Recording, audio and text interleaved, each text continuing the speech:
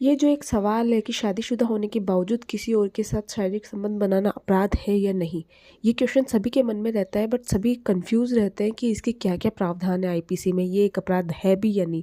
तो देखो, जो आईपीसी में अपना पहले का कानून था उसमें यह बता रखा था कि कोई भी जो शादीशुदा महिला है वो अगर किसी अदर व्यक्ति के साथ में शारीरिक संबंध बनाती है तो महिला को कोई सज़ा नहीं है, वहाँ पे अदर व्यक्ति को सज़ा है। 5 साल की सज़ा है उसे।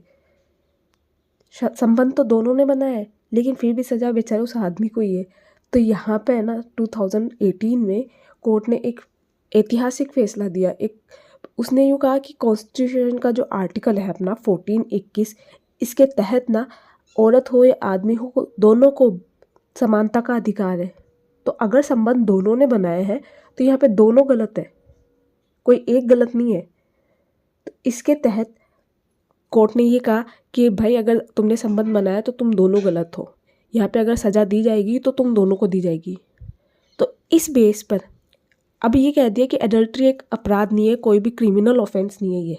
लेकिन ये एक शादीशुदा जो कपल है उसमें जो दूसरा पक्ष है उसके लिए ये एक वैलिड रीज़न है कि हाँ, वो कोर्ट में डाइवोर्स की याचिका दायर कर सकता है इसके तहत। और ये ऐसा सिर्फ आईपीसी में नहीं है, जितने भी अपने मैरिज एक्ट है, चाहे वो हिंदू मैरिज एक्ट हो या मुस्लिम लॉ हो या क्रिश्चियंस मैरिज एक्ट हो या स्पेशल मैरिज एक्ट हो, सब में ये बोल दिया है कि हाँ देखो, जैसे यहाँ पे हिंदू मैरिज एक्ट में बता रखा है कि अगर पति पत्नी शादी के बाद किसी और व्यक्ति के साथ स्वेच्छा से शारीरिक संबंध बनाते हैं तो जो भी दूसरा जीवन साथी है वो तलाक की याचिका दायर कर सकता है। लेकिन एडल्ट्री एक क्रिमिनल ऑफेंस नहीं है।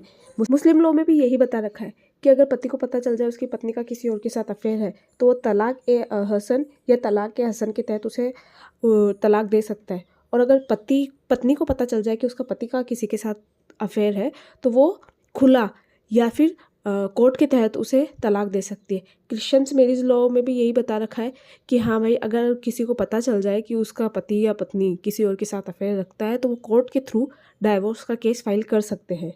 और अगर आपका स्पेशल मैरिज एक्ट है उसमें भी सेम बात यही कही गई है।